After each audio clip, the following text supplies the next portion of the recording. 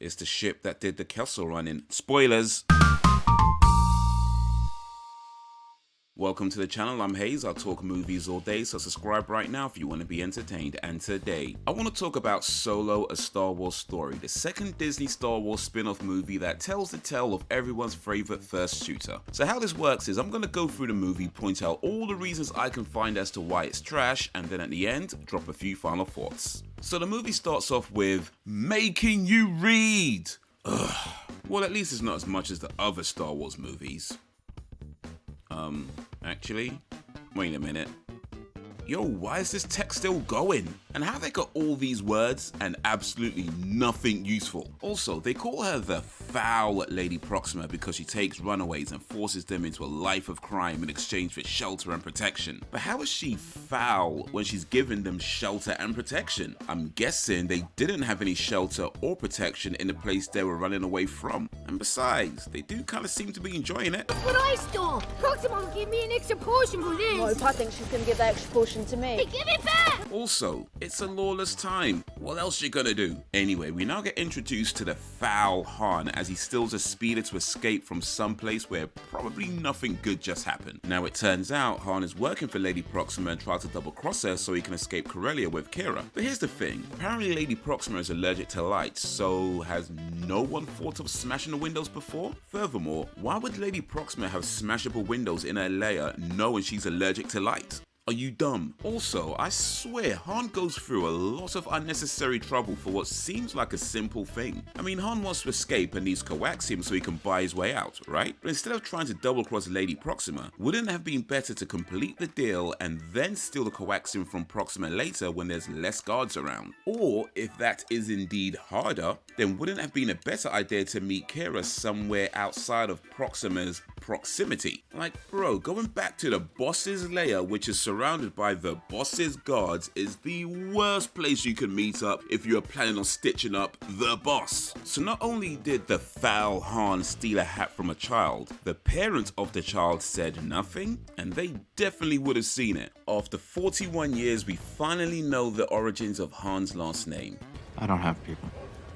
I'm alone. Solo. An Imperial guard was trying to be clever. He's on his own, so let's call him Han Solo. Really? He went there looking for work, why don't they call him Han Job instead? 3 years later, Han finds himself in a war. And I get that they're trying to show how cool Beckett is, but there is no good reason for this guy to be doing Robocop impressions in the middle of a battlefield. Bro, anybody can shoot you, fam. And then you got Rio pretending to be human but wears a short cape, even though everyone else is wearing a longer cape or long jacket. I mean, if they really couldn't find a third longer cape, then why didn't Val or Beckett just swap with Rio? Or maybe Rio could have pretended to be a shorter human. This could have been so easily avoided. But I think the biggest question is, how is it 3 years later and Han still hasn't gone back for qi'ra? Han's plan was to become a pilot, get a ship, and then go back for qi'ra, right? So has he even become a pilot yet? And if he has, then why is he a grounds trooper? So either Han still hasn't learned to fly, or has learned to fly but is too shit for them to let him fly, or he's just forgotten why he was there in the first place. I'm a driver, a flyer. Well, I guess that kind of answers that question. But it seems like Han is finally remembering he's supposed to go back for qi'ra. Thing is, he's trying to convince Beckett he could be of use because he came up running scams on the streets of Corellia and he's a great pilot and he's got to get out of here. But if Han was any good, then he would have just stolen a jet and gone back to Corellia to look for qi'ra a long time ago. Like, mate, you don't actually need to be here. So either he's not that good at stealing or flying, he's forgotten about qi'ra until now, or if we're supposed to believe that he is competent and with good memory, then there is some other force at play that is preventing him from doing the most obvious thing. And if that's the case, you mind letting us know what that is, please? FYI, there is no other force at play. There is literally nothing stopping Han from just stealing a jet, being on his way. Like, mate, you really do not need to be here. Anyway, Han's attempt to join Beckett backfires and the lieutenant commands his men to feed Han Solo to the beast. Turns out, the beast is Chewbacca. They have a little tussle, but luckily enough, Han speaks a little Shaliwuk. Literally a little, because he never speaks it again after this scene. Anyway, Han actually comes up with a decent plan to escape the pit, but now the question is, how long has Chewie been down there? They don't say, but they kind of give the impression that it's been a while. So you telling me all that time he never once thought that he can just knock down the pole to collapse the structure and run away? Are you dumb? So Han and Chewie escape, and Han's idea is to go catch up with Beckett before he flies away.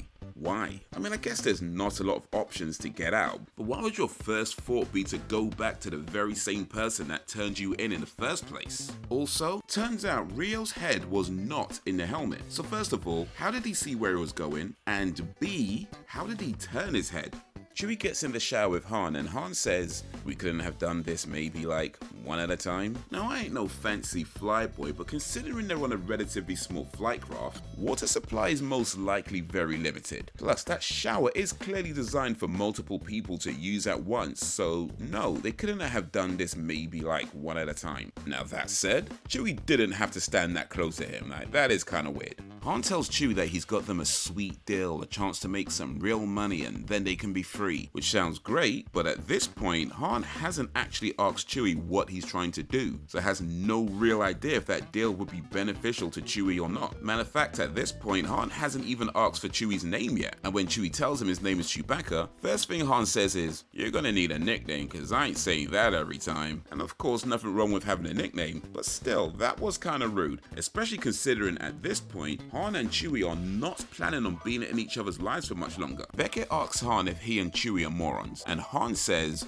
no. First of all, that's exactly the type of thing a moron would say. And B, considering Val was raising concerns about the possibility of Enfys Nest interfering with their heist, and Beckett refused to believe there was any chance of that happening, and still went ahead with the heist using a couple of guys they literally just met, are you dumb? Why isn't Val in charge? She seems to be the only one not making plot convenient suggestions. So it turns out Chewie is searching for his tribe or family, and my question is, how much money does he need for that? I mean, does Chewie really need to pull off this one big score, or can he just go and search for his people? Because he was doing that already, right? So why does he now need a lot of money to do the thing he didn't need a lot of money to do before? Or maybe part of the reason he got caught is because he didn't have a lot of money. And if that's the case, then surely Chewie already had a plan of how to get a lot of money after escaping before Han showed up with his sweet deal. And if Chewie did already have a plan of how to get a lot of money, then why did he go along with Han? Why don't he tell Han, hey, I already have a plan of how to get a lot of money, because whatever that was might have been a much better option. And if Chewie didn't have a plan of how to get a lot of money after escaping, then are you dumb? Anyway, these guys are thieves living it in a lawless time, and there is a ship right there. Why don't Han just steal the ship and go? He has no obligation to Beckett, and Beckett had him locked up, so if anything, they'll be even. Steal the ship and go. You really do not need to be here. Anyway, so they do the heist, and of course, Enfys Nest shows up. Rio got shot, Val blew herself up, and thanks to Han, they both died for nothing. For all his talk about being a great pilot when the time came to prove it, Han released the cable. Now that said, when Beckett gets mad at Han and tells him they were hired by Crimson Dawn, first of all, who? And B, that seems like pertinent information you should have said before you let a couple of strangers tag along for the ride. Because if Beckett knew the job was that important, then he really should have listened to Val when she told him not to take them. She even suggested other people they can use instead. But Beckett did give Han the chance to walk away and not get sucked into a life of working for Dryden Voss. But Han was too dumb to take it. So they go see Dryden Voss, and would you look at that. Turns out qi'ra was working for Dryden as his lieutenant. That is so convenient. It's one you should have dealt with. Trust me, I know I made a mistake. Yeah, except it wasn't so much a mistake and more willfully ignoring good advice. The fact that Dryden told him no one else had that information is irrelevant. Beckett should have been prepared for the possibility of Enfys Nest or anyone else showing up, especially when somebody was warning him that that could happen. Anyway, now they have to steal unrefined coaxium from Kessel, but they need a fast ship to do it. So they go see Lando Calrissian and gamble for one. Here's the thing. So far, Han has been a ship pilot and a ship counterfeit thief. And yet he has the audacity to stand there with his whole chest and say he's a serious gambler. It's not even a surprise that he lost. And yeah, I know Lando cheated. Mate, they live in a lawless time playing high stakes sabacc. Of course he cheated. The question is, why didn't Han know to cheat better if indeed he's a serious gambler? So after Han loses, they approach Lando and recruit him for the castle run. Now Lando was willing to do it for 40%, but they offered him 25%. And it is exactly this point that Lando should have said no. He doesn't owe them, Crimson Dawn, or anybody else anything, and they clearly need him way more than he needs them, so... Now, to be fair, Lando does say something about a situation changing, so perhaps he's a little more desperate for cash than he lets on. But if that's the case, then surely he already had a plan on how to alleviate his financial situation, or was he really just waiting around for some randos to show up and make him a bullshit offer? Anyway, Lando's first mate is a droid called L337, and I can't lie, definitely appreciate the geek reference. Now, L3 is protesting the treatment of droids, telling another droid that it's only being used for their entertainment. And yeah? Thing is, this really just felt like somebody had a brain fart and tried to get all socially conscious but didn't realize it made no damn sense at all. They're droids, they're objects created and programmed to perform a series of tasks. So what, you want us to start asking permission to turn the toaster on? Also, L3 says they don't even serve our kind here, which I get is a reference to A New Hope. But they're droids. What are you gonna serve a droid? They're at a bar, not the mechanics. Also, Lando says that he would have L3's memory wiped, but she has the best damn navigational database in the galaxy. Okay, but surely it's possible to have it reprogrammed without wiping the memory. So why not just do that? When they get to the Millennium Falcon, it had already been clamped by the intergalactic parking inspectors. Beckett says that he can remove it along with 5% of Lando's cut, knocking him down to 20%. And once again, Lando does not need to be there, and they need the clamp removed from the ship way more than Lando does at this point, so why is he accepting these lowball offers? Are you dumb? So after Beckett interrupts Qi'ra and Han, he tells Han that Han, Beckett and Chewie have a good thing going. But based on what exactly? They've only really been together for the last 40-ish minutes, and since then, Val died, Rio died, Han released the coaxium they went to steal, and because of Han they now have to steal unrefined coaxium from a fragile alliance. They have nothing going in their favor. How exactly do they have a good thing going? They really don't. Anyway, that whole bit is because Beckett is trying to get Han to leave Qi'ra, but the thing is, Han already has plenty of reasons to not trust Beckett. That guy's been a shitty leader from the beginning. Furthermore, the whole reason for Han being there in the first place was to get back to Corellia so he can find Qi'ra. Now that he's found Qi'ra through a series of the most convenient events, there is literally nothing stopping them from abandoning the mission and escaping on their own. These guys are, or at least they're supposed to be, thieves and smugglers. Plus, Qi'ra worked with Dryden Voss. So what, you're telling me none of them can figure out how to evade Crimson Dawn? Nobody.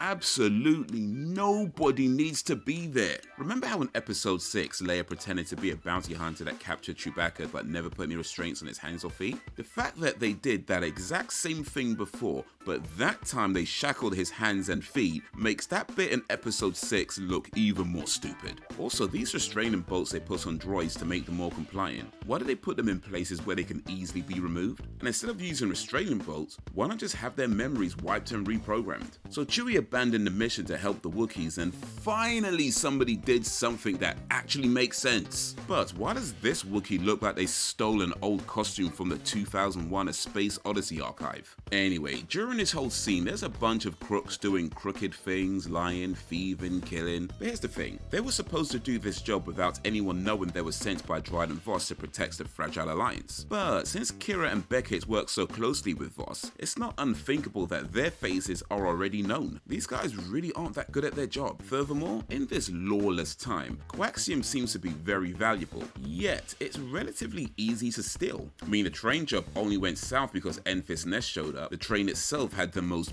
basic security, and now these guys all getting taken out by a few bozos that rolled up off the streets with barely any prep time. Only reason the Imperial blockade showed up is because Chewie and L3 couldn't just stick to the plan. Also, how did they cause a whole rebellion and not nobody was able able to just blow up the Millennium Falcon. Like, it's there. It's right there. Also, it's kind of funny how they download Elfie's brain into the Millennium Falcon so she's part of the ship now. And then after the events of this movie, they never mention Elfie again. Well, not unless indirect retconning counts. By the way, the Wookiees that Chewie freed, were those the family and or tribe he was looking for? Because if they were, hell of a coincidence they just so happened to be on Kessel, considering he was not planning on going there. And if they were not, then why is he still hanging around with these guys? All they do is make him do the heavy lifting. Dude escaped slavery just so he can still be a slave? Anyway, so they make it through the mooring. Qi'ra tells Han that she can't leave Dryden because she owes him, and she may be the only person who knows that Han is really a good boy. And I guess that's supposed to explain why Han long way rounds everything, instead of just stealing the jet, double cross Beckett and fly off about his business looking for Qi'ra because, you know,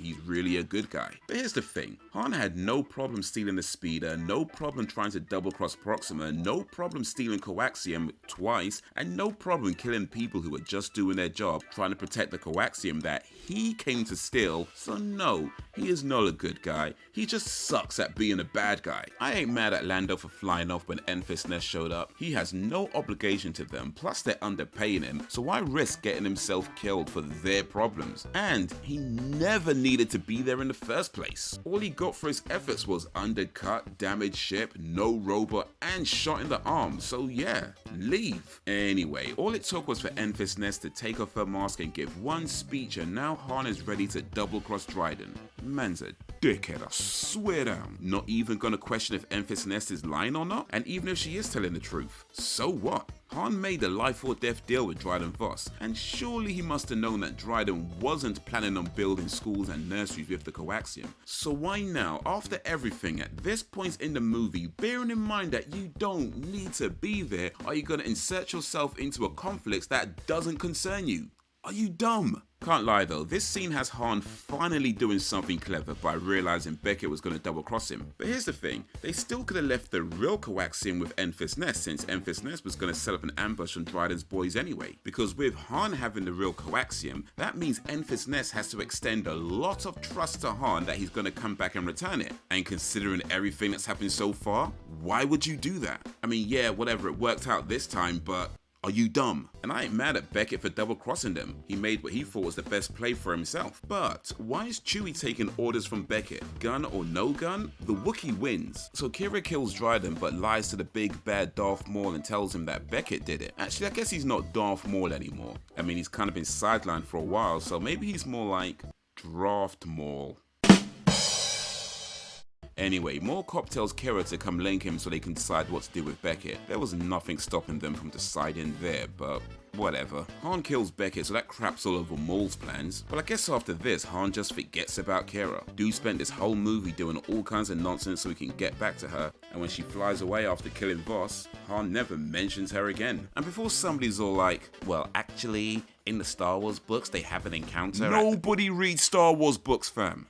Nobody! Anyway, to be fair, it's clear that Qi'ra was lying to Han for a minute, so maybe he just thought, nah, it's time to live up to my name and do the Han Solo. So the movie ends with Han going to find Lando to gamble for the Millennium Falcon, then going to see a big-time gangster about a job. Whole 2-hour movie and he still hasn't learned his lesson yet. Furthermore, do you really want to be taking a job from a gangster associated with a thief you just killed? There is no part of that is a good idea. Also, the gangster in question, presumably Jabba the Hutt, right? But this is 10 years before A New Hope. So you telling me Han owes Jabba money for 10 years? Or was Han doing successful runs for Jabba for 10 years and then only the last one went bad? Because one of those makes Han a hardcore gangster himself, and the other makes Han a shitty criminal. You know what? I think we already know what the answer is. Alright, so before I get into my final thoughts, if you liked this movie, check out these movies. They're all films that revolve around a heist. Heat and City on Fire are a definite must-see. The Fast and the Furious is pretty enjoyable too, but I only really put it there because I already made a video on it and it kind of gives me an excuse to put that card thingy in the corner, so yeah, maybe check that out after this video. Thanks. So when Solo, A Star Wars Story came out, I avoided a cinema release because we literally just had 3 Star Wars movies in the last 3 years. Force Awakens was alright, you know, kind of mid, but it was alright. Rogue One was a pretty solid output, but then The Last Jedi? Ugh. Look, I've already said enough about The Last Jedi, but suffice to say I was pretty tapped out on Star Wars movies at the time, and I reckon I probably wasn't the only one feeling that. I think the first time I saw this film was at least a couple of years after its release, and I think I watched it on my phone late at night while lying tired in bed, which, by the way, really not the best way to watch a movie for the first time. But I have seen it a few more times since, and having done that, I would definitely say that it's a shame it came out at a time when a lot of people were tired of Star Wars films, because all in all, it's a pretty good movie. The main purpose of the film is to give you a little insight into Han Solo before he met Obi-Wan and Luke, and it does that well. It doesn't try to overcomplicate everything, it just gives you a decent story with some good action sequences that fit in with the overall Star Wars lore. But perhaps that's also where it fumbles. Maybe it's just a little bit too simple. Han's entire motivation throughout the film is to escape with Qi'ra. Things happen, plans change, but the ultimate goal to escape with Qi'ra stays consistent. But at the end, when Qi'ra flies away, Han decides to go gamble for a ship, smuggle for a gangster, and never speak of her again. Now, we already know Qi'ra is not a part of the main story, so what happens? Matter of fact, I know what happens because I looked it up on Wikipedia. But first of all, I shouldn't have to do that. And B, quite frankly, what happens next don't make no damn sense at all. Qi'ra becomes a big-time crime boss? Really? The whole time she was with Dryden's because she owed him, and because Dryden answered to Maul, she couldn't just walk away. I get that. But the moment she finally has a chance to be free of it all, she becomes a crime boss?